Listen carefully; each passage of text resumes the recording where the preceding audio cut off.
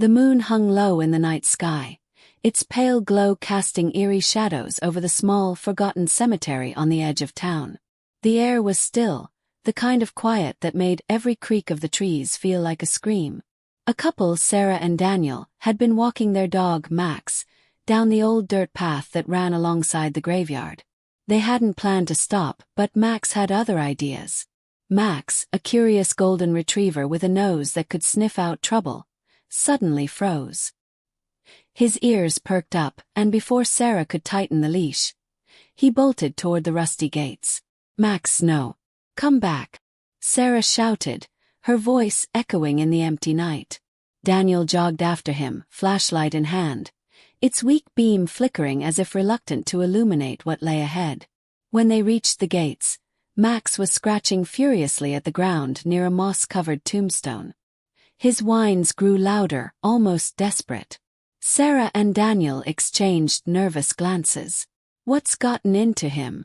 Daniel asked, his voice barely above a whisper. Sarah shrugged, her unease growing. Max wasn't just digging. He was trying to uncover something, his claws scraping against what sounded like wood beneath the dirt. As Daniel's flashlight beam steadied, they saw it, a small, rotting coffin partially unearthed by Max's frantic efforts. "This is insane," Sarah said, her heart pounding. "We should call someone." But before she could finish, Max let out a low growl, his eyes fixed on the coffin. The hair on the back of Sarah's neck stood up. It wasn't like Max to act this way. Daniel, always the skeptic, decided to take a closer look. "It's probably nothing," he muttered, though his trembling hands betrayed his calm facade. With Sarah reluctantly holding the flashlight, he knelt and brushed away more dirt, revealing the full shape of the coffin. The wood was damp and splintered, its age impossible to ignore. But what caught their attention most was the lock. A heavy iron clasp sealed the lid, as if someone had gone to great lengths to ensure it stayed shut. "Why would anyone lock a coffin like this?" Sarah asked, her voice quivering. Daniel didn't answer. His focus was on Max, who had started barking wildly now, his paws scratching at the lock as if urging them to open it. "This feels wrong," Sarah insisted, her grip tightening on Daniel's arm. But Daniel, driven by a mix of curiosity and the need to calm Max down, reached into his pocket and pulled out a multi-tool. "We'll just take a quick look," he said, trying to sound reassuring. "If it's nothing, we'll bury it back and call someone in the morning." The lock gave way with a groan, the sound cutting through the still night like a warning. Max stopped barking, his silence more unsettling than the noise he'd been making. Slowly, Daniel lifted the lid. The flashlight flickered again, casting unsteady light on what lay inside. Sarah gasped, her hand flying to her mouth. Daniel froze, unable to process what he was seeing. Inside the coffin wasn't a body, but something else entirely. Something that defied explanation. Before either of them could react, Max let out a high-pitched yelp and bolted back toward the road, leaving them alone with their discovery. Daniel shined the flashlight deeper into the coffin, his face draining of color. "Sarah," he whispered, his voice trembling. "I think we've made a huge mistake." But before she could respond, a sound came from the coffin, a soft, almost imperceptible noise. It wasn't the creak of wood or the rustle of fabric. It was breathing. Sarah felt her breath hitch as the faint sound of breathing grew louder, filling the tense silence of the cemetery. Daniel didn't move, the flashlight trembling in his grip, casting erratic beams across the coffin's interior. The air around them seemed heavier, charged with something Sarah couldn't name. She wanted to run, to grab Max and leave this whole terrifying moment behind, but her feet were frozen in place. "Daniel," she whispered, her voice barely audible. "Close it, please. Let's just go." Daniel didn't respond. His eyes were fixed on the shadowy contents of the coffin, his curiosity outweighing his fear for just a moment too long. The flashlight caught something glinting inside, a small object resting where a body should have been. It was an ornate locket, its silver surface etched with intricate patterns. Sarah leaned in despite herself, drawn by the way it seemed to pulse faintly under the light. "That's it?" Sarah asked, her voice unsteady. "That's all that's in there?" Daniel shook his head. "Oh, there's something else," he murmured. He reached out slowly, his hand trembling as he moved the locket aside, revealing a layer of yellowed fabric underneath. The breathing grew louder, almost as if it were responding to their movements. Sarah's stomach churned. "This is wrong," she said, pulling at Daniel's sleeve. "We shouldn't be touching this." Daniel hesitated, his own doubts creeping in, but before he could retreat, something shifted. The fabric inside the coffin twitched, as if a breeze had passed through. Sarah and Daniel both stumbled back, their breaths caught in their throats. The flashlight flickered again, plunging the coffin into darkness for a heartbeat before its light steadied once more. Daniel's voice cracked as he spoke. "It's not just the wind." Sarah's mind raced, grasping for an explanation, but nothing logical came to her. Why was there no body in the coffin? And why was something inside it moving? Her gaze darted toward the locket again. It seemed oddly pristine compared to the decayed surroundings, its surface free of dirt or age. "Do you think it's some kind of prank?" Sarah asked, though she didn't believe it herself. "Maybe someone buried this here to scare people?" Daniel shook his head, his jaw tightening. "I don't think so. Look at the lock. Look at the wood. This thing's been here for decades, maybe longer." Before Sarah could argue, Max barked from the road, his sharp yelp breaking the spell. They turned to see him pacing nervously, his tail tucked between his legs. He seemed desperate for them to leave, his usual playful energy replaced by sheer panic. Sarah tugged at Daniel's arm. "We need to go. Now." Daniel hesitated, glancing between the coffin and Max. He couldn't shake the feeling that whatever they'd uncovered wasn't just old or forgotten. It was deliberately hidden, meant to stay sealed forever. But the locket, it was like it was calling to him. "Just let me grab it," he said quickly. "Then we'll go." "Daniel, no." Sarah hissed, but he was already reaching inside the coffin. His fingers brushed against the cold metal of the locket, and as soon as he touched it, the breathing stopped. The sudden silence was deafening, as if the entire cemetery was holding its breath. Daniel froze, his eyes widening in alarm. "Did you hear that?" he asked, his voice barely above a whisper. Sarah nodded, her pulse racing. "And stop." "Why did it stop?" Before Daniel could answer, a low, guttural sound emerged from somewhere deep within the ground. It wasn't coming from the coffin. It was beneath it, rumbling up like a warning. The earth around them trembled slightly, enough to send a fresh wave of fear through Sarah's body. "Daniel, drop it," she yelled, pulling at his arm. But he didn't. Instead, he yanked the locket free and stumbled back, holding it tightly in his hand.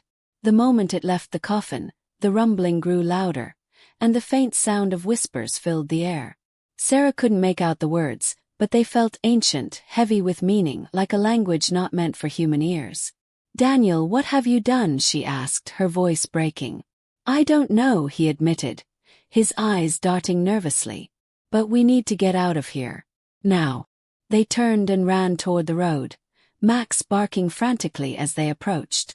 The cemetery seemed to darken behind them, the whispers following them like an unseen shadow. As they reached the safety of the streetlights, Daniel stopped and looked at the locket in his hand. It was glowing faintly now, pulsing like a heartbeat. And carved into its surface were two words that hadn't been there before. Sarah leaned closer, her breath catching in her throat as she read them aloud. "Set free." Sarah and Daniel stood under the dim glow of the streetlight, their breath visible in the chilly night air. The locket in Daniel's hand seemed to hum softly, a vibration they could both feel but couldn't explain. Max, still shaking, pressed himself against Sarah's leg, whining as if pleading for them to throw the locket away and never look back. "We can't just take this thing home," Sarah said, her voice trembling. "Something's not right, Daniel.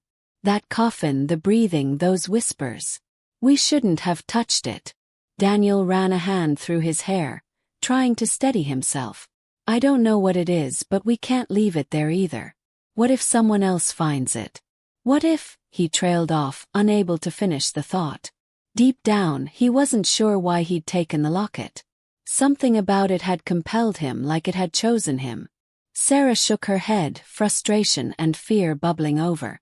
This isn't some treasure hunt, Daniel. You felt it too, didn't you? It wasn't normal. We need to figure out what this locket is and what it means before something worse happens. As they argued, the soft hum from the locket grew stronger, and the faint whispers they'd heard earlier seemed to return, though this time they were closer, almost inside their heads. Both of them froze as the whispers formed words. You brought it back. Sarah gasped and stepped back, gripping Max's leash tightly as if the dog could somehow protect her. Daniel stared at the locket in his hand, his face pale. What does that mean? Brought it back? From where? The whispers faded, leaving only silence. Sarah's hands shook as she fumbled for her phone. I'm calling someone, anyone who might know what this is. We need help, Daniel. Daniel reached out and gently pushed the phone down. And what are we supposed to say? That we found a locked coffin in a graveyard, opened it, and now a haunted locket is talking to us? Who's going to believe that? Sarah clenched her jaw, tears brimming in her eyes. I don't care if they believe it. We can't just ignore this. Something is happening and it's not stopping. You saw what happened back there. That rumbling, the whispers. It was real, Daniel. Daniel looked down at the locket, his mind racing. The strange energy it radiated seemed to seep into his skin, filling him with equal parts dread and fascination. Maybe it's not all bad, he said, almost to himself. What if it's trying to tell us something? What if it's connected to whoever, or whatever, was supposed to be in that coffin? Sarah glared at him, her fear quickly turning to anger. Listen to yourself. This isn't some mystery to solve. It's dangerous, and we don't know what we're dealing with. Before Daniel could respond, Max let out a sharp bark, his attention snapping to something behind them. They both turned, their stomachs dropping as they saw the faint outline of a figure standing just beyond the reach of the streetlight. The figure didn't move, its shadow blending with the darkness of the cemetery. Who's there? Daniel called out, his voice unsteady. The figure remained silent, but something about its stillness was unnerving, almost unnatural. Sarah tightened her grip on Max's leash, taking a step closer to Daniel. We need to go, she whispered. Right now. The figure tilted its head slightly, as if listening, and then took a slow step forward. The air around them grew colder, the kind of chill that seeped into their bones. Sarah didn't wait for Daniel to decide. She tugged at his arm, pulling him toward the car parked down the road. Run, she shouted.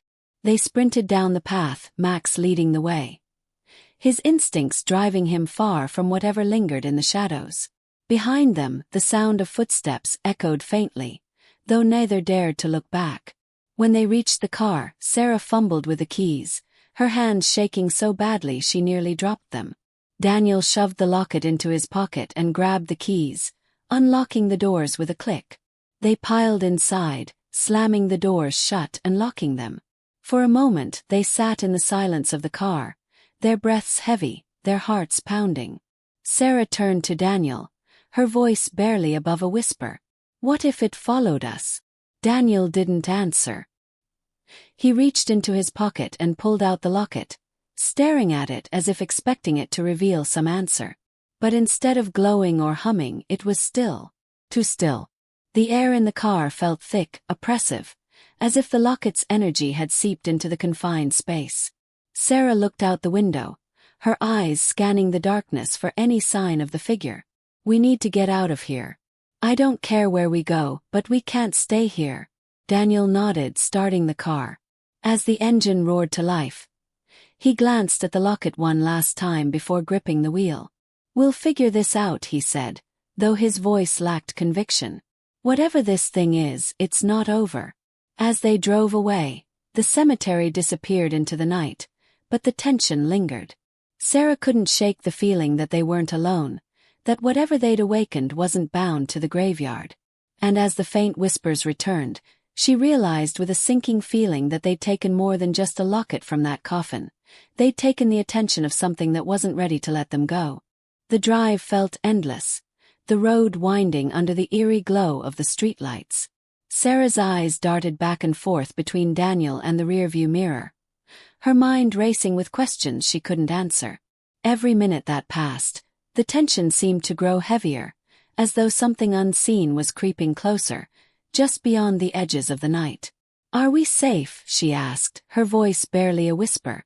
"Should we be doing this?" Daniel's grip on the steering wheel tightened. "I don't know," he admitted. "But we can't go back. Whatever we're dealing with, it's not going to just go away." Max was unusually quiet, curled up on the back seat, his head resting between his paws. The dog, who'd been so frantic earlier, seemed oddly calm now, as if he too knew something that they didn't. The silence in the car was almost suffocating, broken only by the rhythmic hum of the tires on the asphalt. As they passed a darkened gas station, Sarah caught a glimpse of something moving in the reflection of the window. She whipped her head around, but there was nothing there. Her pulse quickened. "Did you see that?" Daniel frowned, his eyes flicking to the rearview mirror. "See what?" I don't know. It was just a shadow, or a figure.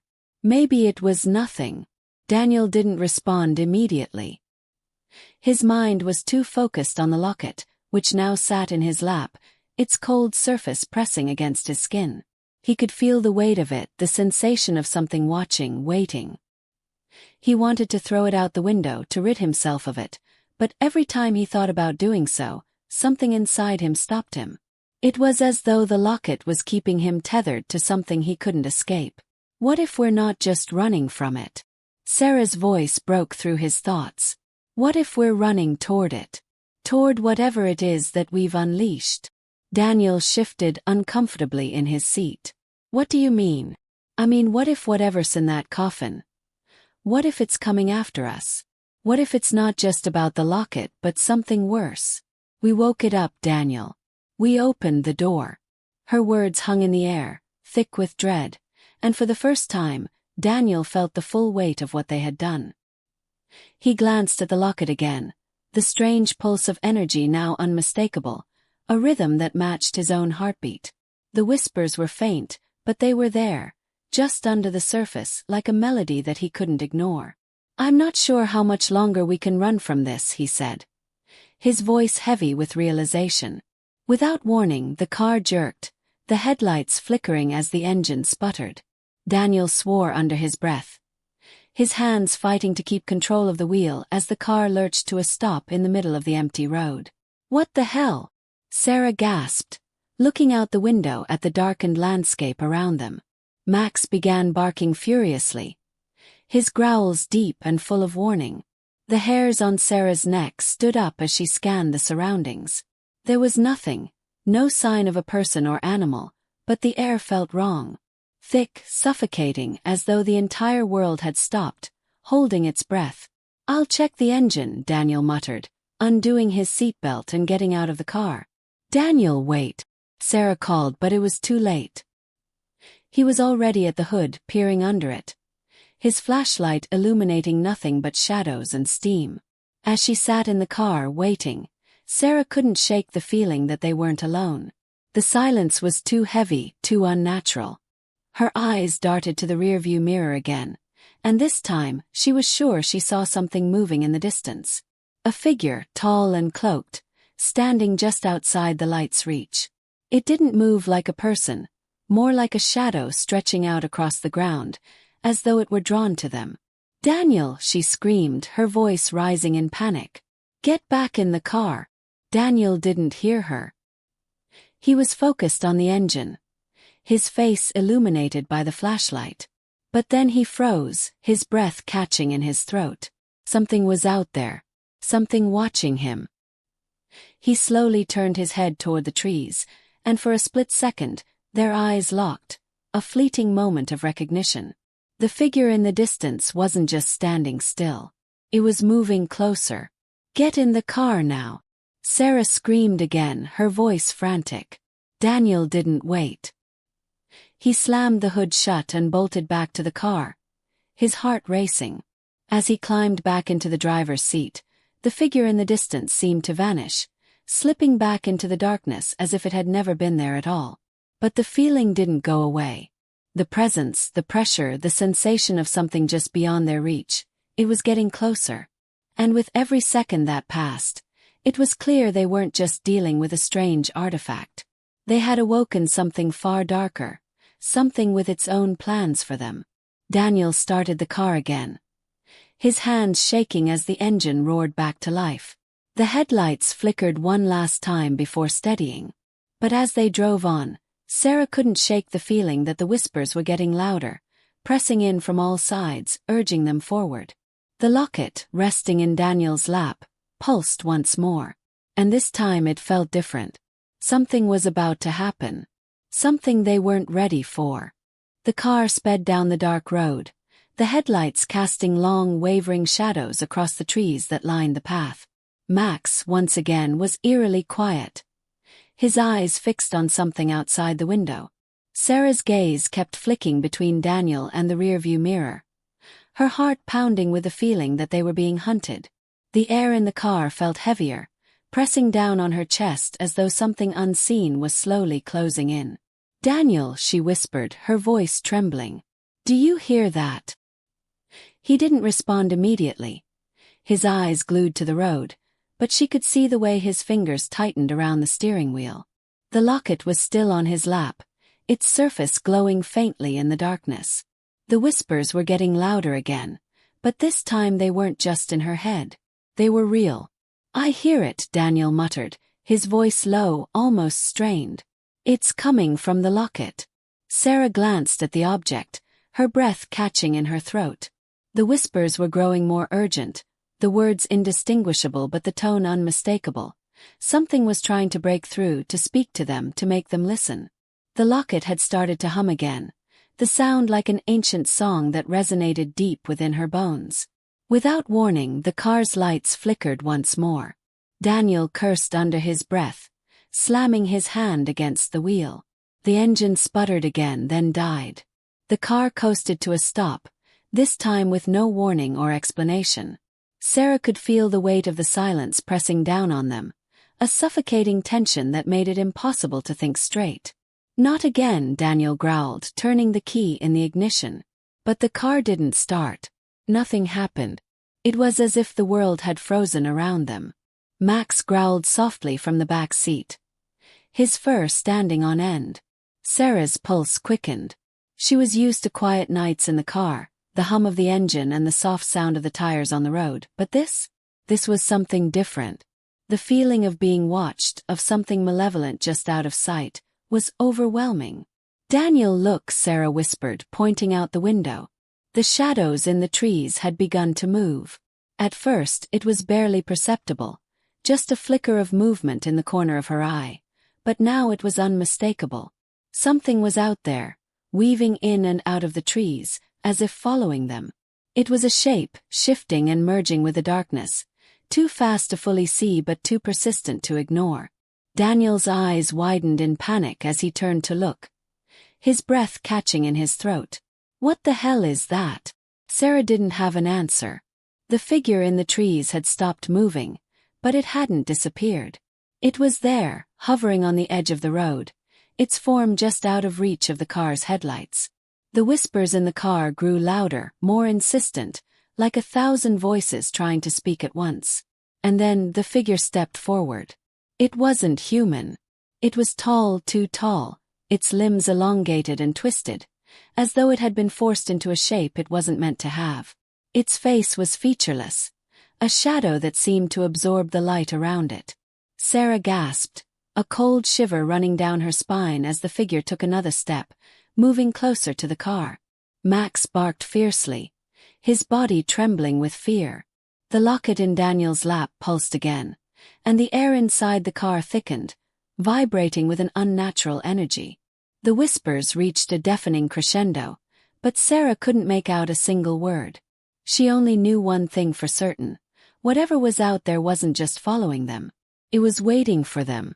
"Daniel, we need to get out of here," Sarah cried, her voice raw with panic. But Daniel was frozen, staring at the figure outside. He wasn't even aware of the engine's failure anymore.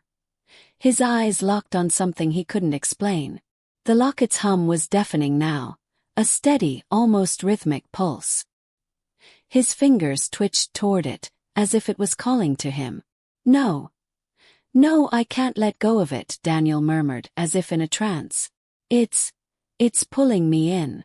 Sarah's heart raced as she reached out, trying to grab the locket from his lap, but Daniel yanked his hand away. "Don't. You don't understand. I have to know what it is. I have to." The figure moved again, taking a long, deliberate step toward them. It was almost close enough for Sarah to see the edges of its form. Its limbs bent unnaturally, the way a shadow couldn't quite settle. Her breath caught in her throat as she realized it wasn't just an illusion. It was real, and it was coming closer with every second. "Daniel, it's not worth it," she shouted, grabbing his arm, her fingers digging into his skin. "Whatever this is, whatever this thing wants, it's not worth losing yourself for." Max growled again, louder this time, his fur bristling, and as Sarah glanced out the window one last time, she saw something that made her blood run cold. The figure had stopped moving, but now, standing next to it, was another shape. Another shadow. A second figure. And this one wasn't alone. The figure and its companion stood just outside the reach of the car's headlights, their forms twisting in the darkness like living shadows. Sarah's heart raced, her chest tight with fear. Max's low growls filled the car, but even the dog could sense the danger. The presence outside was suffocating, overwhelming. The air itself seemed to thrum with an energy that made her skin crawl. "Daniel, we need to leave." Sarah screamed, grabbing the wheel and shaking him. But Daniel was still staring at the figures outside. His hands clenched around the locket. The whispers in the car had reached a fever pitch, a cacophony of voices that seemed to be coming from everywhere and nowhere all at once. "I can't, Sarah. It's too late," Daniel whispered, his voice distant, almost hollow. "It's calling me." His words sent a chill down Sarah's spine. She could see it now. His eyes were glazed over, his pupils dilated, as though he were under some kind of spell. The locket in his lap pulsed with an unholy rhythm, vibrating so violently that it seemed to hum with the power of the shadows outside. "Daniel, listen to me." Sarah grabbed his arm, shaking him with everything she had. "Whatever this is, it's not you. It's the locket, it's controlling you. Please fight it." For a long moment, Daniel didn't respond. The whispering voices seemed to surge around them, pressing in from every direction, suffocating, drowning out everything else. Then, slowly, his hand moved toward the locket, his fingers trembling as if drawn by some unseen force. "I have to know what it is," he murmured, his voice barely audible. "I have to understand." "Stop," Sarah cried, desperate. "It's not worth it, Daniel." But before she could stop him, Daniel pried open the clasp of the locket. The instant he did, a surge of dark energy exploded outward, filling the car with a violent rush of wind. Max yelped in terror, and Sarah was thrown back against her seat as the car seemed to shake violently, its frame rattling under the pressure. The whispers reached a crescendo, a chorus of voices screaming in unison. And then everything stopped. The world was still. The air around them had grown eerily calm, and the oppressive presence outside had vanished, leaving nothing but the soft hum of the engine and the faint thrum of the locket. Sarah blinked, disoriented, trying to make sense of what had just happened. She looked at Daniel, his eyes now wide, his breath coming in shallow gasps as if he had just awoken from a nightmare. "It's gone," he whispered, his voice hoarse. "It's gone." The voices. "Hey. I can't feel it anymore." Sarah hesitated, her heart still pounding, but the tension in the car had eased. The air felt lighter. The oppressive weight that had clung to them was now gone. Max stopped growling, his body slowly relaxing, though he still watched the darkened trees with suspicion. "It's over," Sarah said, but even as she spoke the words, she couldn't shake the feeling that something wasn't right. She turned to Daniel, her eyes searching his face. "Daniel, what just happened?" Daniel shook his head slowly, his hands trembling as he held the locket. "I don't know. I thought I understood it. But it wasn't. It wasn't just a thing, Sarah. It was a part of something else. Something much older." Before Sarah could respond, the headlights flickered again, casting strange, jagged shadows across the road. The figures outside the car were gone, but she felt the pull of something watching them again. The air had turned cold once more, and her stomach dropped. Then, in a chilling moment of realization, Sarah saw the faintest glimmer in the rearview mirror. There, standing just beyond the edge of the headlights, was a figure. And it wasn't alone. The figures from earlier, the ones they had thought were gone, were standing together now, but their forms had changed. They weren't shadows anymore. They were solid, human. Faces twisted in agony, like something trapped between worlds, their eyes glowing with an unnatural light. The whispers returned, louder than before, their words clearer now. "You shouldn't have opened it." Daniel's grip on the locket tightened, but instead of responding with fear, he looked almost relieved. "It's not over," he said, a strange smile creeping onto his face. "It's just beginning." Suddenly, Sarah understood. The locket wasn't just an object, it was a key. And they hadn't just unleashed something from the past. They had opened a doorway, a path that could never be closed. The figures began to move toward the car, their pace slow but steady, their faces drawn in a grotesque mimicry of human expression. And as Sarah's heart hammered in her chest, she knew, with a terrible certainty, that the horror wasn't just following them. It had always been waiting for them. And now they had no way out. The last thing she saw before everything went dark was Daniel's face, not filled with fear, but with an eerie calm, a calm that suggested he had known all along what they had truly awakened. And as the figures reached the car, she could hear the locket's final whisper, a voice full of twisted satisfaction. "Welcome home." And then silence. The road ahead stretched out in front of them, dark and endless, but Sarah couldn't shake the feeling that something had shifted. The night had fallen silent, but the weight of what had just happened was too heavy to ignore. The figures were gone, but the terror they had unleashed lingered in the air. Max sat quietly in the back seat, his head turned toward the rearview mirror, his eyes wary as if watching for something that wasn't there. Sarah's gaze shifted to Daniel, still unresponsive. His body slumped against the door. The man she had known was still there in some way, but the light in his eyes had dimmed, replaced with something more distant, more cold. She didn't know how to reach him anymore, how to pull him back from whatever abyss he had fallen into. For a long moment, she didn't know what to do. She had never been more scared in her life, and yet she couldn't leave.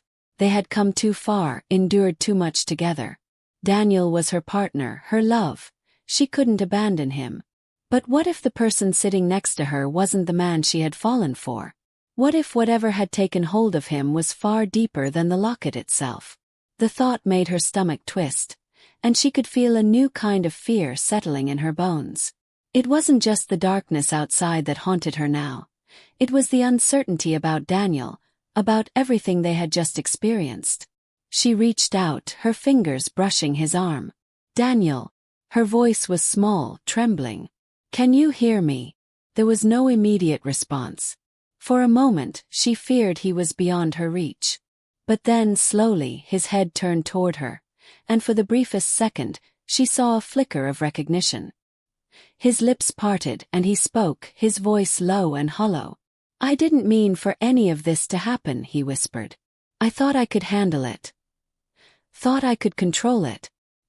His words broke something inside Sarah, and the tight knot in her chest loosened slightly. The man she loved was still in there. The darkness hadn't completely consumed him, but she knew deep down that the battle wasn't over. Whatever they had unleashed was still there, lingering just beneath the surface, ready to pull them both back into the abyss. "We're going to figure this out," she said, her voice firm now, more resolute. "Together. I won't let this take you." Daniel didn't respond, but his grip on the locket tightened, and for the first time since the incident, Sarah felt a flicker of hope. Maybe they could fix this. Maybe they could undo what had been done.